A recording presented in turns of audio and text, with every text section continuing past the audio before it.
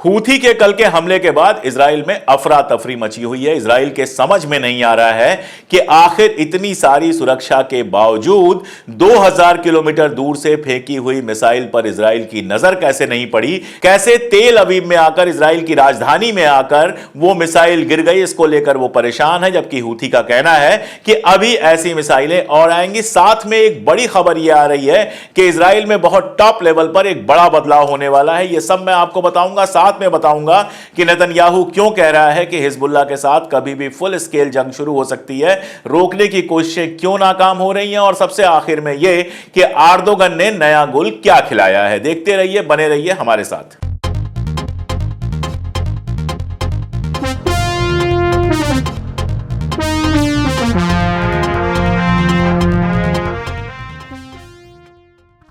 नमस्कार, मैं अशोक कुमार पांडे और स्वागत है आपका टीसीएच पर। हाजिर हूं इजराइल, फलस्तीन और उसके बहाने दुनिया भर की खबरें लेकर। खबरों पर जाने से पहले एक सूचना, हमने टी शर्ट्स का एक नया सेक्शन शुरू किया है। इसमें फलस्तीन से जुड़ी हुई कुछ टी शर्ट्स हैं, कप्स हैं और भी सारी चीजें हैं। डिस्क्रिप्शन में लिंक है, आप खोलकर आराम से देख सकते हैं। अगर पसंद आए तो ले सकते हैं। खैर, बड़ी खबर की तरफ जाते हैं, वहां से शुरुआत करते हैं। हूथी ने कल मिसाइल से हमला किया था। पहले तो इजराइल ने यह कहा कि हमला तो हुआ है, लेकिन किसने किया है यह हमें पता नहीं, किसी ने जिम्मेदारी नहीं ली है, जिसका मजाक उड़ाया था हूथी के लोगों ने और कहा था कि शाम तक आपको पता चल जाएगा। और शाम को बाकायदा बयान आया हूथी का, हूथी के टॉप लीडरशिप से बयान आया। उन्होंने कहा कि हमने हाइपरसोनिक मिसाइल्स फेंकी हैं। ये वो मिसाइल्स हैं जो 2000 किलोमीटर की दूरी सिर्फ 15 मिनट में तय कर लेती हैं। असल में इजराइल परेशान इसलिए है कि वो आयरन डोम कहता है, वो कहता है बड़ी सुरक्षा है, कोई भी मिसाइल कहीं से आएगी तो हमें पहले ही पता चल जाएगा। वो परेशान इस बात से है आखिर हूथी की मिसाइल को वो इंटरसेप्ट क्यों नहीं कर पाया। हालांकि दावे अभी भी किए जा रहे हैं इजराइल के अंदर के इंटरसेप्ट कर दिया गया, इसीलिए वो निशाने पे नहीं लगा। लेकिन हकीकत यह है कि इस मिसाइल के बारे में इजराइल को कुछ पता नहीं चला और कल तेल अवीव में अफरा तफरी फैली हुई थी। एक वीडियो वायरल हो रहा था वहां के एक रब्बी का, जो किसी होटल में रुके हुए थे और दौड़ते भागते, नंगे पांव, तौलिया लपेटे हुए दौड़ते भागते वो दिख रहे थे और बता रहे थे कि जिस तरह से विस्फोट की आवाज आ रही है, यहां अफरा तफरी मची हुई है। और इजराइल के लिए यह बिल्कुल नई चीज है, क्योंकि आज तक तेल अवीव के अंदर आकर, उसकी राजधानी के अंदर आकर कोई मिसाइल नहीं गिरी है। और ज्यादा खतरनाक बात यह है कि हूथी कह रहा है कि ऐसी मिसाइलें अभी और बरसेंगी। जाहिर है इजराइल ने भी धमकी दिया है कि इसकी कीमत चुकानी पड़ेगी, और तय बात है कि इजराइल भी हमले तो करेगा। हथियारों की कोई कमी नहीं है उसके पास, अमेरिका से बहुत सारे हथियार मिले हैं। अब इसका असर क्या होगा यह देखने वाली बात होगी। हूथी किस लेवल तक जाकर यह लड़ाई लड़ेगा यह देखने वाली बात होगी। उधर हिजबुल्लाह के साथ लड़ाई लगातार तेज होती जा रही है।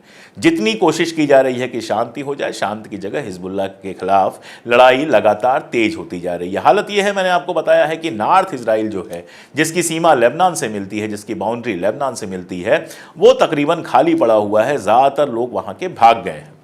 पहले तो बहुत दिनों तक इजराइल ये कहता रहा ऐसा कुछ नहीं है, कोई लोग भागे नहीं है, सब लोग वहीं हैं। बाद में स्वीकार करना शुरू किया और अब इजराइल ने, नेतन्याहू ने बयान दिया है कि जो उसके वार एम्स हैं, जो गोल्स हैं उसके युद्ध के, जो करना चाहता है युद्ध में, हासिल करना चाहता है वो, उनमें उन शरणार्थियों को, उन लोगों को जो नॉर्थ से भाग के आए हैं इजराइल के डिफरेंट हिस्सों में, उनको वापस लौटाना शामिल है। यानी वो मान रहा है कि नॉर्थ इजराइल से बहुत सारे लोग भाग के आए हैं। उसका कहना है 60,000 लोग भाग के आए हैं, लेकिन अखबारों के आंकड़े वगैरह बताते हैं कि यह संख्या लाखों में हो सकती है। और साथ में नेतन्याहू ने कहा है कि हम हिजबुल्लाह से जंग के जितने करीब अब हैं, उतने करीब पहले कभी नहीं। यह अपने आप में थोड़ा चौंकाने वाला बयान है, क्योंकि लगातार अमेरिका और यूरोप कोशिश कर रहे हैं कि यह जंग बड़ी ना हो। जिस समय यह बयान उन्होंने दिया भी, उस समय वो एमॉस हास्टिन से बात कर रहे थे, जो अमेरिका के स्पेशल एनवॉय के रूप में गए हुए हैं इजराइल। यानी अमेरिका अभी भी कोशिश कर रहा है कि कैसे भी हिजबुल्लाह से जंग फुल स्केल पे ना हो, बड़ी ना हो, लेकिन स्थितियां ऐसी लग रही हैं कि शायद यह जंग बहुत जल्दी बड़ी हो सकती है। और इन्हीं सारी चीजों के चलते ऐसा लग रहा है कि इजराइल के अंदर कुछ बड़े बदलाव होने वाले हैं। पहला बदलाव तो यह नजर आ रहा है कि गैलेंट, जो उनके रक्षा मंत्री थे, उनको हटाने की बात हो रही है कि वो कुर्सी से हटेंगे। उनकी जगह गाइडेंस सार को गद्दी पे बिठाने का मामला है, रक्षा मंत्री बनाने का मामला है। यह भी नेतन्याहू की अपनी पार्टी के नहीं है, एक फार राइट पार्टी के, यानी कट्टर दक्षिणपंथी पार्टी के आदमी हैं और ये युद्ध को लगातार चलाने के पक्ष में हैं, हक में हैं, ये चाहते हैं कि जंग लगातार चलती रहे।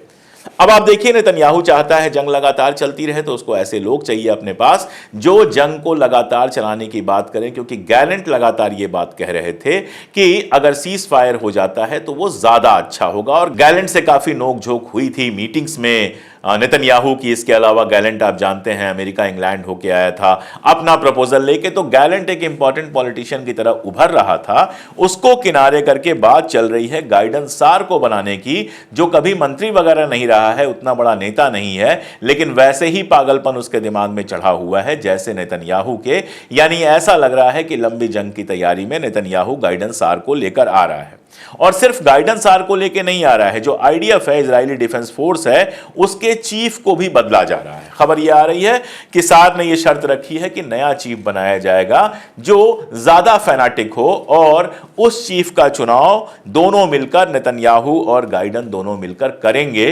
तो सीधी सी बात है कि दिखाई दे रहा है साफ साफ कि इजराइल लंबी जंग की तैयारी कर रहा है। देखिए अमेरिका की प्रॉब्लम क्या है, अमेरिका को इस बात से कोई दिक्कत नहीं है कि इजराइल कितने फलस्तीनियों को मारता है, हिजबुल्लाह से लड़ता है, किससे लड़ता है, ये उसकी प्रॉब्लम नहीं है। प्रॉब्लम यह है कि एक तरफ यूक्रेन की जंग में वो फंसा हुआ है, वो भी बहुत तेज हो गई है। यूक्रेन रशिया की जंग जानते हैं आप, बहुत तेज हो गई है, और यूक्रेन फ्रंट पे लड़ रहा है, लेकिन उसको सारी मदद, पैसा, ये सारा कुछ तो अमेरिका ही दिला रहा है। एक साथ दो फ्रंट खुलना, यानी यूक्रेन का फ्रंट तो खुला ही हुआ है, यहां अगर मिडिल ईस्ट में भी बड़ी लड़ाई शुरू हो जाती है, इजराइल बनाम Hamas, Hezbollah, Iran, Houthi, Iraq का शिया मलेशिया, ये सारा मिलाकर अगर लड़ाई शुरू हो जाती है तो अमेरिका के लिए दोनों को एक साथ सपोर्ट करना मुश्किल हो जाएगा, किसी एक को डंप करना पड़ेगा। या तो यूक्रेन से कहना होगा कि भैया बर्बाद हो चाहे कुछ भी हो, हम इससे ज्यादा मदद नहीं कर सकते, कई बार कह भी चुका है, लेकिन इधर बहुत एक्टिव है। या फिर इजराइल से कहना पड़ेगा कि भाई जितने हथियार दे दिए उससे लड़ो अब, और हमारे पास पैसे और हथियार तुमको देने के लिए नहीं है। अब इजराइल की लॉबी जो है वो अमेरिका में बहुत मजबूत है, तो ऐसा कहना उसके लिए आसान नहीं होगा, और यूक्रेन वाली वो लड़ाई छोड़ना नहीं चाहता है, रशिया को दबाने का मौका है उसके पास, इसके बाद पता नहीं मिले ना मिले, कब मिले। तो वो चाहता है कि फिलहाल मिडिल ईस्ट में लड़ाई रुक जाए, फिलहाल मिडिल ईस्ट में लड़ाई ना हो, सीज फायर हो। इसीलिए पिछले 3-4 महीनों से लगातार सीज फायर की नई नई कोशिशें कर रहा है। अभी भी जब हम लोग बात कर रहे हैं तो अमेरिका ने उम्मीद बांधी हुई है कि वहां कोई सीज फायर हो सकती। इसी बीच में इजराइल के एक साहब हैं बास्किन, वहां के डिप्लोमेट हैं और काफी एक्टिव हैं। पहले भी इन्होंने 2011 में एक डील करवाई थी, जब हमास के लोगों ने इजराइल के कुछ सैनिकों को बंधक बना लिया था, उनको छुड़वाया था। वो एक प्रपोजल लेके आए हैं जिसके तहत 3 हफ्ते के अंदर ही शांति हो सकती है। प्रपोजल बहुत सिंपल सा है कि भाई सारी सेना इजराइल हटा ले, और इधर हमास जो है सारे लोगों को रिहा कर दे जो अगवा किए हुए लोग हैं। बदले में एक लिस्ट बना के देगा हमास जिन लोगों को रिहा करना होगा इजराइल का। यह सबसे सिंपल और सीधी योजना है, और यह लगभग वही योजना है जो 2 जुलाई को सभी पक्ष जिस पर मान गए थे, लेकिन उसके बाद शर्त लगनी शुरू हुई। अब शर्तें बड़ी अजीब हैं। हमास ने पहले से शर्त रखी है कि वो कोई ऐसी डील स्वीकार नहीं करेगा जिसमें इजराइल की सेना पूरी तरह से हमास से नहीं हटेगी, और नेतन्याहू साहब का कहना है कि हम कोई ऐसी डील नहीं स्वीकार करेंगे जिसमें हमको गजा से अपनी पूरी सेना हटानी पड़े।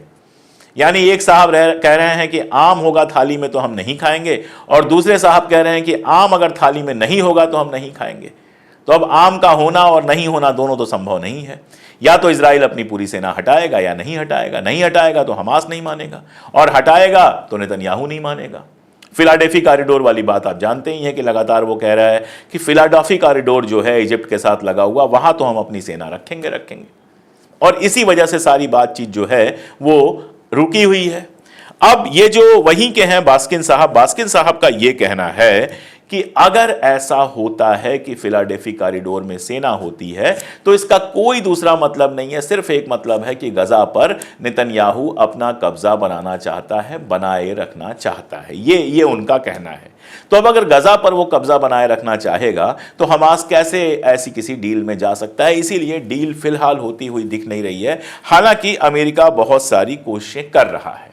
नुकसान दोनों तरफ हो रहा है, इजराइल का भी कम नुकसान नहीं हुआ। अभी उसके जीडीपी एस्टीमेट आए, और जीडीपी एस्टीमेट में जो Q2 है, सेकेंड क्वार्टर जिसको हम कहते हैं, उसमें 1.2% से घटाकर इन्होंने 0.7% कर दिया। यानी इनकी जो जीडीपी बढ़ने की रेट है, इनका जो इकोनॉमी बढ़ने का रेट है वो लगातार गिर रहा है। दूसरे लफ्जों में कहें तो इनकी इकोनॉमी लगातार नुकसान में जा रही है, बेरोजगारी लगातार बढ़ रही है, बाकी सारी चीजें लगातार बढ़ रही हैं, डेवलपमेंट नहीं हो रहा है, टूरिस्ट आने बिल्कुल बंद हो गए हैं, नॉर्थ पूरा का पूरा खाली पड़ा हुआ है। तो परेशानियां इनको भी हैं, लेकिन आप जानते ही हैं कि जब तक जंग चलेगी तब तक नेतन्याहू कुर्सी पर रहेगा और नेतन्याहू किसी भी हाल में कुर्सी से हटने को तैयार नहीं है। सारा मामला वहीं पर जाकर फंसा हुआ है। लेकिन विपक्ष के नेता और इनकी पार्टी के भीतर ही जो इनके मुखालिफ हैं वो अपनी तरीके से कोशिशें कर रहे हैं। एक तस्वीर और एक खबर आई जिसको पढ़ के मैं भी अचानक चौंक गया। यावर लैपिड जो इनके विपक्ष के नेता हैं वो गए हुए हैं अमेरिका, और अमेरिका में उनकी मुलाकात हुई है ओबामा से। अब मजेदार बात यह है कि जब से ये जंग शुरू हुई है ओबामा का न तो कोई खास बयान आया है, ना उसने नेतन्याहू से मुलाकात की है, ना किसी और से मुलाकात की है। अब इजराइल के विपक्ष के नेता से अगर ओबामा मिल रहे हैं, और मैं आपको बताऊं कि ओबामा भले कुर्सी पर नहीं है लेकिन उनकी पार्टी ही कुर्सी पर है और उनकी पार्टी की ही कमला हैरिस के चुनाव जीतने की उम्मीद है, और ओबामा बहुत इंपॉर्टेंट लीडर है वहां पर, उनकी बात बहुत गौर से सुनी जाती है। तो अब लैपिड ओबामा से क्यों मिलने गए, ये बहुत इंपॉर्टेंट बात है। क्या बातें हुई, कैसे हुई, सारी बातें कभी बाहर नहीं आती हैं, लेकिन लग यही रहा है कि बेंजामिन नेतन्याहू पे दबाव बनवाने के लिए, सीज फायर का दबाव बनवाने के लिए लैपिड वहां गए हैं। अब ओबामा क्या स्टेप उठाते हैं ये देखने वाली बात होगी। इसी बीच में ऐसी खबरें लगातार आ रही हैं जो इजराइल को शर्मिंदा कर रही हैं। जैसे एक खबर आई उनके आईडीएफ की तरफ से, इजरायली डिफेंस फोर्स की तरफ से, दिसंबर में 3 अगवा किए हुए लोग मार दिए गए थे और आरोप यह लगा था कि हमास ने इन लोगों को मारा, जबकि हमास का यह कहना था कि आईडीएफ ने यानी इजराइल की सेना ने इन लोगों को मारा है। अब आईडीएफ ने स्वीकार किया है कि उन्होंने ही अपने ही लोगों को मारा था, जो 3 उनके अगवा किए हुए लोग थे उनको मारा था, और सारी बातें पब्लिक में आई हैं। यानी सीधी सी बात है कि जो अगवा किए हुए लोग लगातार मर रहे हैं, कोई जरूरी नहीं है कि उनको हमास ही मार रहा हो। यह पहले भी कहा गया है कि इजराइल ने उनको जिंदा पकड़ने के लिए या उनका ठिकाना पता करके कई बार बमबारी की जिसमें अगवा किए हुए लोग मारे गए हैं, और अब आईडीएफ ने सीधे सीधे मान लिया है। दूसरी जो एक खबर इसी बीच में आई वो येगी को लेके आए। आप जानते हैं वो लड़की टर्किश लड़की थी जो अमेरिका की नागरिक है, वेस्ट बैंक में शांतिपूर्वक वो वहां पर प्रदर्शन में हिस्सा ले रही थी, उसको गोली मार दी गई थी। पहले इजराइल ने कहा था कि गलती से गोली लग गई। अब जो वहां जांच चल रही है उस जांच में कहा जा रहा है कि जरूरी नहीं है कि येगी को गलती से ही गोली लगी हो, यह बिल्कुल संभव है कि जानबूझ के गोली मारी गई। अब अगर एक अमेरिकन नागरिक को बिना किसी उकसावे के, जो शांतिपूर्ण प्रदर्शन कर रहा था, बिल्कुल पीसफुल थे, उनको अगर निशाना साध के गोली मारी गई है तो बहुत सीधा सा मामला है कि इजरायली सेना जो है मानवाधिकारों का, ह्यूमन राइट्स का उल्लंघन कर रही है। और यही वो आरोप है, आप जानते हैं, जो लगातार यूएन लगा रहा है, जो लगातार हमास लगा रहा है कि बिल्कुल निहत्थे लोगों को, जो जंग में कहीं से शामिल नहीं हैं, औरतें हैं, बच्चे हैं, बूढ़े हैं, ऐसे मर्द हैं जो जंग में शामिल नहीं हैं, जिनके हाथ में कोई हथियार नहीं है, उनको लगातार मारा जा रहा है। इजराइल कहता रहा है सब हमास हैं, लेकिन अब अमेरिका के नागरिक को उसने जिस तरह से मारा है, ये खबर अमेरिका में जितना सेंसिटिव हुई है, उसमें अगर ऐसी जांच की रिपोर्ट आती है कि उसको मारा जो गया है वो बिल्कुल पॉइंट ब्लैंक पे मारा गया है और वो शांतिपूर्ण प्रदर्शन कर रही थी, तो ये इजराइल की साख पर धक्का लगेगा। अमेरिका में उसके समर्थकों का भी नुकसान होगा इस खबर से। ये 2 खबरें जो मैंने आपको बताई ये आज की खबर है, और लगभग दोनों खबरें इजराइल के हर अखबार में छपी हुई हैं। आप समझ सकते हैं कि, और फ्रंट पेज पे छपी हुई हैं, यानी कितनी महत्वपूर्ण खबरें हैं ये आप खुद समझ सकते हैं। दरअसल हो क्या रहा है कि इजराइल जितना ज्यादा लगातार इस जंग को बढ़ाता जा रहा है, उतना ही बरहना होता जा रहा है, उतना ही नंगा होता जा रहा है।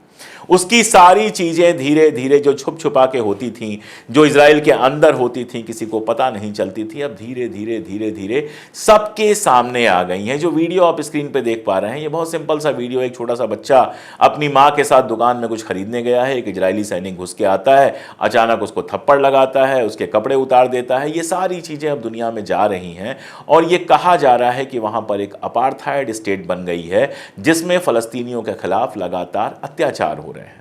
दूसरी बात ये येगी वाली घटना से हुआ है कि इजराइल ने शांतिपूर्ण प्रतिरोध का कहीं कोई रास्ता छोड़ा नहीं है। आदमी पीसफुली एहतजाज करे, खामोशी से जाए, हाथ में हथियार न ले, पत्थर न ले, धरने दे, प्रदर्शन करे, ये भी वहां पर संभव नहीं रह गया है। और सीधी सी बात है कि अगर शांतिपूर्ण प्रदर्शन संभव नहीं होंगे तो फिर उन लोगों को ताकत मिलेगी जो कहते हैं बिना हथियार के कुछ हो नहीं सकता है।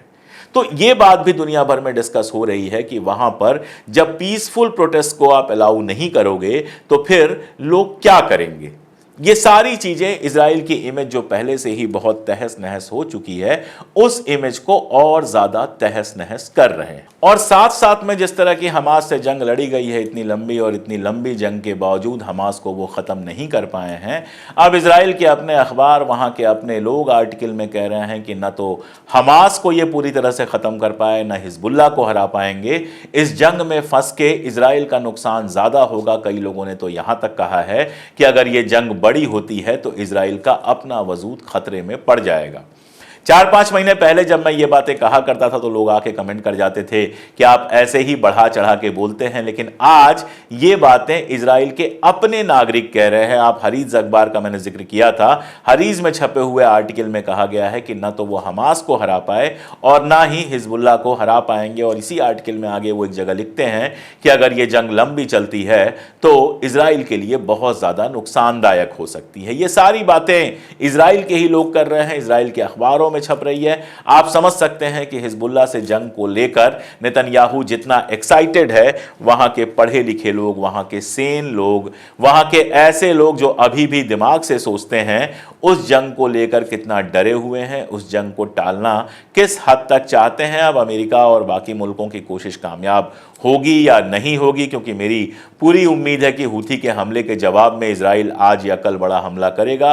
और जब इजराइल हमला करेगा तो बदले में हूथी भी हमला करेगा, हिजबुल्लाह भी हमला करेगा। ये सारा कुछ चलता रहेगा अगर सीज फायर नहीं होता है हमास के साथ। और फिलहाल नेतन्याहू का जो पूरा रुख है उसमें यह सीज फायर कहीं होता हुआ नजर नहीं आ रहा। इसलिए सामने अभी अंधेरा ही अंधेरा दिख रहा है, सामने अभी जंग ही जंग दिख रही है, जिसमें बेगुनाह लोग मारे जाएंगे, जिसमें मासूम लोग मारे जाएंगे। हर जंग ऐसी होती है जो मासूमों और बेगुनाहों की दुश्मन होती है। इसीलिए मैं लगातार कहता रहा हूं कि काश सारी दुनिया मिलकर दबाव डालती हमास पर भी, नेतन्याहू पर भी, और फाइनली वहां पर सीज फायर करा दिया जाता। अगर ये नहीं होगा तो ये उनके लिए तो नुकसानदायक होगा ही, सारी दुनिया के लिए खतरनाक होगा। खैर, हमारा काम है आप तक सही खबर पहुंचाना। जब जैसे जो डिटेल्स आती रहेंगी मैं आपके साथ शेयर करता रहूंगा। बने रहिए हमारे साथ, देखते रहिए। मेंबरशिप हमारी ले सकते हैं, सब्सक्राइब कर लीजिए चैनल, सुपर थैंक्स देना चाहें, जैसे भी हमारी मदद करना चाहें, एक बार पिन कमेंट खोल के देखें और फिर खुद डिसीजन लें। आपका जुड़ा रहना, आपका सहयोग इसलिए ज़रूरी है कि आप ताकत देंगे तभी हम लगातार सच कह सकेंगे। बहुत शुक्रिया।